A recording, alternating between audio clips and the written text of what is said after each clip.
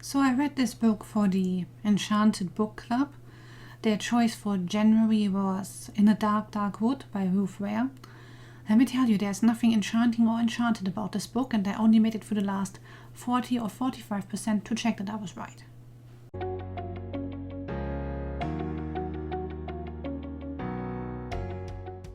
Hey guys, welcome back to my channel. I'm Kat, and like I said before, today I'm going to complain about In the Dark, Dark Wood by Ruth Ware.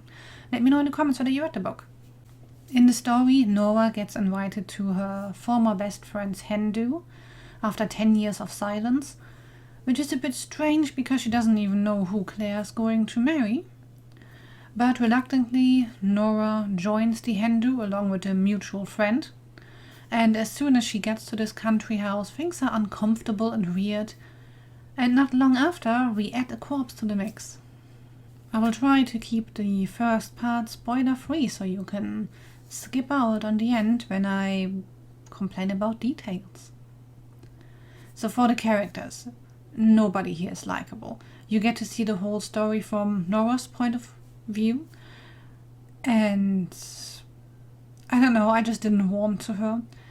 And everybody else also seems to be like snarky, condescending, or just downright rude.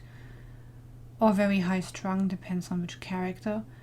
Like even Nina, Nora's and Claire's mutual friend, who is supposed to be the most likable character, I think, she shows like hints of bullying towards another character at some point that just leave her unlikable as well. I can't say much about the plot without giving anything away, but you get about halfway through and you can kind of see where this is going and you can guess what happened. And the only one who doesn't see it is Nora, and I am baffled as to why, because the thing that tips her off in the end seemed fairly obvious to me the first time you come across it, but yeah, here we are, and this is what turned an average read into a meh book, to be honest. I had to slog through like 45% just to check whether I was right. But yeah, I guessed all of the things correctly. When I say guessed, you don't have to do much guessing when you get to a certain point, but yeah, so that wasn't all that thrilling. One thing that's not a spoiler yet is the cliché. So it starts off with Nora in hospital, more or less, and she can't remember certain details of the evening or the night before. And I'm just so tired of reading about convenient amnesia. They don't use the term amnesia in the book, but she has memory issues that should resolve themselves, but they only do it at a convenient time for the plot. And yeah, no. It has been used way too often. I don't even know how old this book is, but I've seen the convenient amnesia or memory gaps too often to be thrilled when I see them. Now let me get to the details that might be a bit more of a spoiler, so if you still intend to read this book, this is where you should probably run off. The love story. Well, there is no actual love story in here, but you see it in like, not flashbacks really, but Nora thinks about her past with this person. And she describes this as like, oh my god, it's the most important relationship of my life and nothing has been the same since, and blah, and she was 15, 16 when this relationship happened. It was only going for 6 months, and she describes it like it was like the biggest thing ever. And from what I get in the book, when they get together, it's during a play where she plays a character that has very little to nothing in common with her. And there's no comment about getting to know each other or something. No, they're rehearsing together, then they go to a party with the whole cast of their little play. And he just drags her upstairs, they have sex, and then they are a couple. It's like, okay. I mean, sure, it's her first relationship as a teenager, yes, it has a big influence, but the way she is hanging on to this and refuses to move on at all, it didn't end in a nice fashion, let me say that. So there is some stuff that needs to be resolved, yes. But the way she's holding on to this for years and years is like, okay, you should have just gone and talked to a therapist or something, because this isn't healthy and literally anybody could have told you that.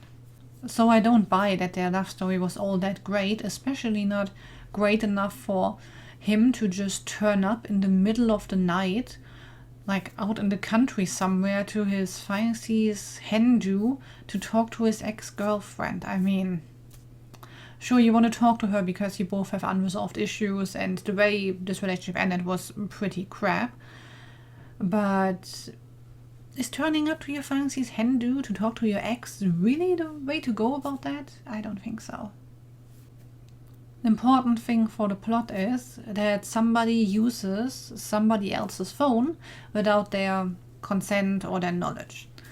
Which then has me wonder, like, which year is this playing in? I mean, sure, you're in a country house, you have no reception, so you virtually see nobody on their phone unless they're trying to call somebody and nothing happens because no reception.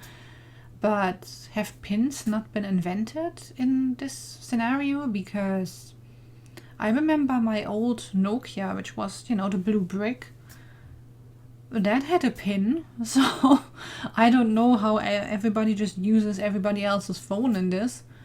Now, my biggest issue with Nora. She's described as moderately intelligent, right? So after the murder, she starts questioning people's motives and would this person do it because blah, blah, blah. Do they have a reason to do this? Blah. And she's fairly analytical about it, I would say. So that's technically good. But then all of that just goes out of the window because the only person she would not suspect, and she even suspects herself at some point because she can't remember the night properly. And the only person she doesn't suspect is obviously the person who did it. So she runs away from hospital because looking at that country house will help her remember, you know, as it does. Runs to this house in flip-flops in the middle of the night, gets her feet bloody, which is also a description I could have really done without, and I wish she had just stolen trainers somewhere instead, but whatever. So she runs back to this house, realizes one or two things, still suspects the wrong person. The actual murderer turns up and he's like, oh my god, it was you, I would have never thought. And he was sitting there like, well, I could have told you this 40% ago, but okay. And then they sit down because the murderer needs to explain why they did what they did and how they really wanted something for themselves and this was the only way and blah blah blah, whatever. Reasoning doesn't matter here. And then they offer Nora a tea and Nora just sits down with them and drinks the tea. I'm like, are you fucking kidding me, woman? You've just established this person murdered somebody in cold blood and fairly well planned ahead of time.